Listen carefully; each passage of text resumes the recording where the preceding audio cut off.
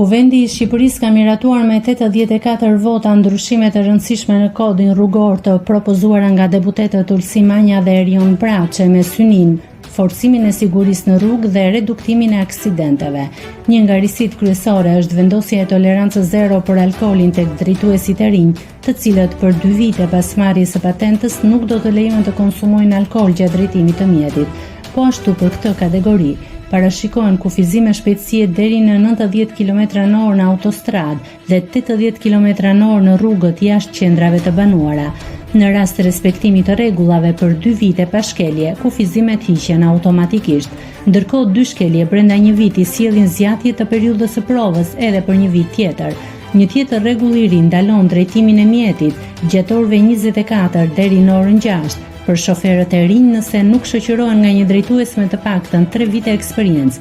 Mos respektimi i këtyre kufizimeve ndëshkohet me gjobë nga 5.000 deri në 15.000 lekë, rrezullim të patentës për 1 muaj dhe heqje pikësh.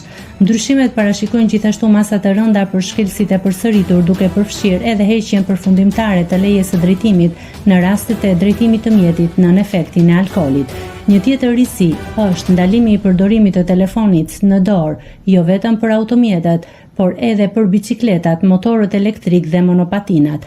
Gjoba më të larta parashikohen për garat e shpejtësisë dhe sjelljet agresive në rrugë, ndërsa shpërsohen edhe masat për drejtimin pa leje dhe për të miturit. Paketa e re ligjore synon për afrimin me standardet e Bashkimit Evropian dhe rritjen e sigurisë rrugore, duke vendosur rregulla më të forta për shkeljet me rrezik të lartë për jetën e qytetarëve. Nëse klikoni mbi butonin subscribe, do t'ju shfaqen të gjitha publikimet tona. Ju ftoj t'i bëni subscribe kanalit, të pëlqeni videot dhe të lini komentin tuaj.